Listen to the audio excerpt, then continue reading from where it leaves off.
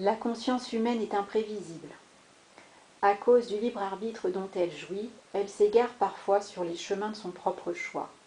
Mais après de tortueux détours, elle se retrouve sur le sentier direct et sûr qui mène à la vie immortelle. Le canal de la vérité fait également bien des détours inutiles. Mais la source cosmique dispensatrice des eaux vives auxquelles s'abreuve la nature spirituelle de l'humanité ne tarit et ne faiblit jamais. Et si une porte se ferme à son flux, l'eau de la vie continue son chemin par n'importe quel autre canal que la vie lui fournit. Mais elle doit continuer à s'écouler, obéissant à l'amour de Dieu qui cherche toujours à s'étendre par l'intermédiaire de ses enfants, soumise aussi à l'attraction magnétique de l'âme des hommes, dont le désir de compréhension ne peut pas ne pas être exaucé.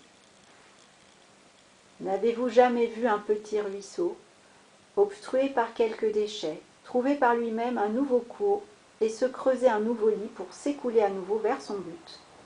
C'est dans la nature de la vie, naissance et mort, flux et reflux, inspiration et expiration. Et aucun être humain ne peut jamais s'interposer dans le flux naturel du rythme de la vie.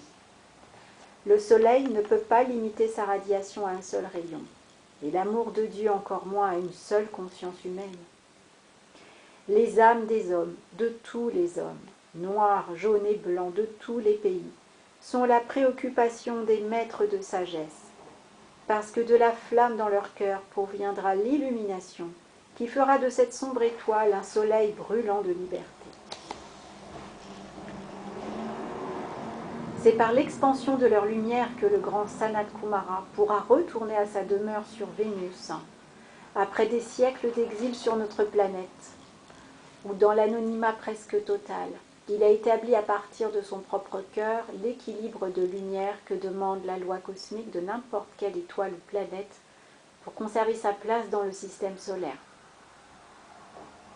Notre Terre était tombée bien au-dessous de ce seuil depuis la chute de l'homme. Et ce n'est que par le sacrifice de ce grand et puissant ami, compensant constamment notre déficit de production de lumière, qu'elle n'a pas été dissoute il y a bien des âges. Aujourd'hui, cependant, un certain nombre d'humains ont répondu à notre appel pour plus de lumière. Et nous avons l'espoir que par notre effort de coopération, de plus en plus d'hommes et de femmes s'éveilleront à leurs responsabilités et libéreront davantage d'énergie harmonieuse. Puissions-nous ainsi réunir le quota de lumière requis par la loi cosmique et libérer notre grand bienfaiteur de la tâche qu'il s'est lui-même imposée en prenant à sa charge nos propres obligations. Vénus et la Terre doivent passer dans un avenir relativement proche par d'exigeantes initiations.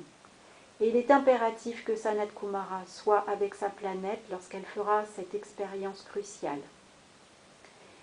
Mais il est évident aussi qu'il n'abandonnera pas la tâche, volontairement prise sur ses épaules, d'assister la Terre aussi longtemps qu'elle ne pourra elle-même répondre à la demande de la loi cosmique.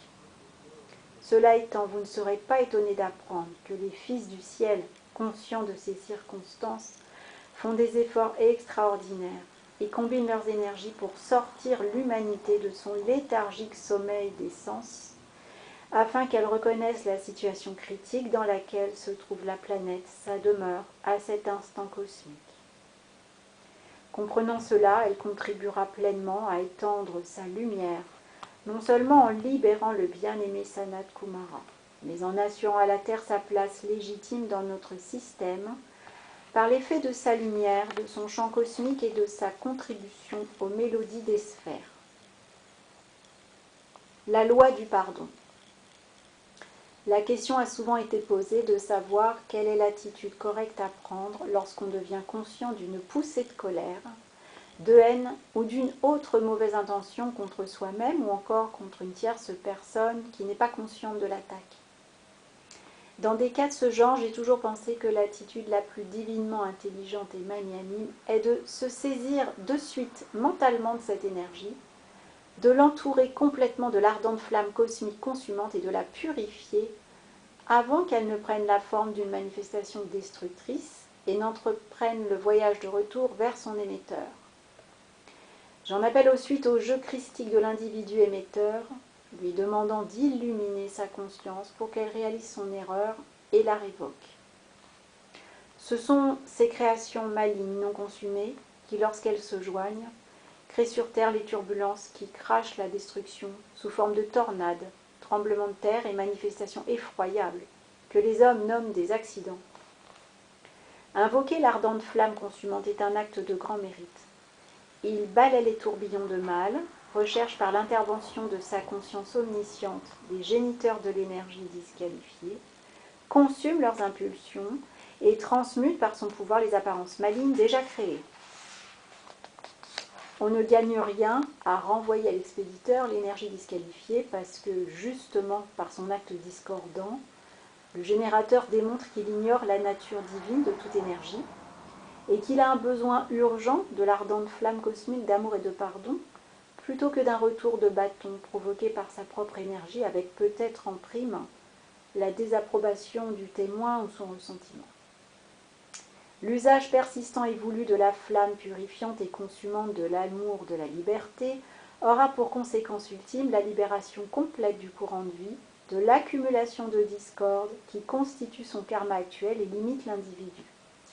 Il construit également une paroi de lumière inexpugnable autour de l'usager, maintenant à l'extérieur la discorde qui flotte continuellement dans l'atmosphère provoquée par les émanations des autres.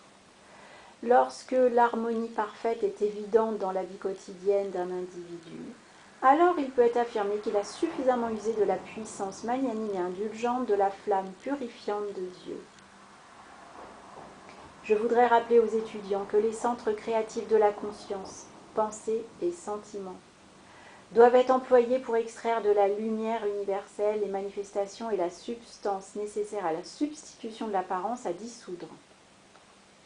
Il n'y a rien qui puisse remplacer la visualisation de formes pensées et de formes sentiments dynamiques, positifs, qui s'extérioriseront en tant que biens de toutes sortes.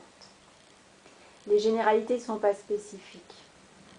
Lorsque nous décidons par exemple de précipiter un déjeuner, chaque pain, chaque fruit est conçu dans la conscience. Notre vie est soufflée dans la substance lumineuse pour former le dessin, et c'est seulement à partir de cet instant qu'elle est abaissée dans la forme. Ainsi en va-t-il de chacun qui choisit de jouir des manifestations merveilleuses du plan tridimensionnel. Faites-en l'expérience au moyen de vos facultés créatrices. Je l'ai fait moi-même avant d'atteindre mon émancipation totale des limitations de la conscience humaine. Choisissez un concept simple et moulez-le dans la substance lumineuse. Lorsque vous en tiendrez la forme manifestée dans vos mains, alors vous aurez une plus grande confiance dans le pouvoir de votre propre énergie de vie pour créer et soutenir les désirs de votre cœur dans votre propre sphère d'influence et dans l'accomplissement de votre propre pouvoir. Suivez la devise « Sache, tente, fais et tais-toi ». C'est le chemin du succès. Guérir par la visualisation. Examinons maintenant la possibilité offerte à chaque Sheila des maîtres de collaborer aux travaux du nouveau jour, dont la plénitude n'a pas encore exercé son emprise sur leur conscience externe. Nous, en revanche, sommes profondément conscients du service futur que chaque étudiant peut rendre à la cause de la liberté sur Terre. À travers la conscience élevée de l'aspirant, nous nous efforcerons d'apporter notre aide de toutes les manières possibles, par le conseil, le rayonnement et l'application. Le petit épisode suivant, tiré de mon recueil de souvenirs, sera utile à ceux qui luttent contre un handicap corporel. Qu'on se souvienne que nous aussi, frères libérés, nous avons parcouru la Terre dans un passé plus ou moins distant et combattu les limitations de la conscience humaine et du karma personnel de la même façon que l'humanité le fait aujourd'hui. Cela fut une fois, lors d'une très ancienne incarnation. Mes voyages m'avaient amené dans les contrées de Russie et de Sibérie, où les installations sanitaires et l'hygiène étaient encore inconnues. L'un de mes pieds avait gelé, et je n'avais qu'un chiffon noué pour le protéger du sol dur et gelé.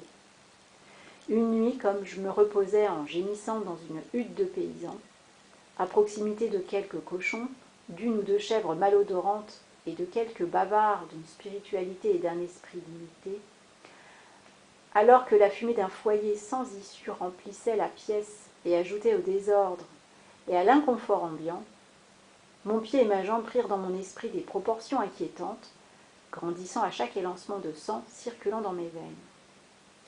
J'avais reçu certaines instructions d'un maître que j'avais visité dans la chair et qui était capable, en cas de nécessité, de projeter vers moi sa pensée et ses directives. Soudain, un rayon traversa ma pensée humaine et malheureuse, lui imposant le silence comme on commande le garde à vous. Je réalisais qu'il essayait de m'atteindre et je tentais de dominer mes émotions du mieux que je pus. Alors une sensation familière de relaxation m'apprit qu'il était proche. Il ne parla pas, mais projeta littéralement dans mon esprit l'image de la plus belle paire de jambes que j'avais jamais vue, aussi bien par ma vision interne qu'externe. Au-dessous des pieds, il y avait deux choses ressemblant à deux soleils jumeaux, chacun sous sa voûte plantaire qui fusait dans les deux jambes. Cette image me rappelait l'action de Dieu traversant la face de la terre en son nom. Je fus tellement intéressée par cette vision que la pièce, l'environnement extérieur, tout disparut. Ensuite, je réalisais que le maître imprimait la perfection de ses jambes dans mon esprit, mes sensations, et au travers du sens visuel, également dans la substance de mon corps physique. Finalement, après ce qui semblait être des heures d'une contemplation de 2 pieds seulement, il dit « Voilà les pieds dont Dieu t'a doté au commencement, utilise-les. » Au même moment, la vision s'évanouit. Mais j'étais capable de la rappeler à volonté et entrepris de surimposer ces pieds de Dieu aux pauvres manifestations que j'avais créées humainement, jusqu'à ce que mes pieds physiques eussent commencé à exprimer la perfection de la vision intérieure. Dans cette ancienne incarnation, je réussis dans une large mesure à perfectionner mes pieds jusqu'à ce qu'ils figurent ce qu'il me semblait une réplique fidèle des pieds célestes que j'avais vus dans ma vision, cette froide nuit dans la hutte paysanne.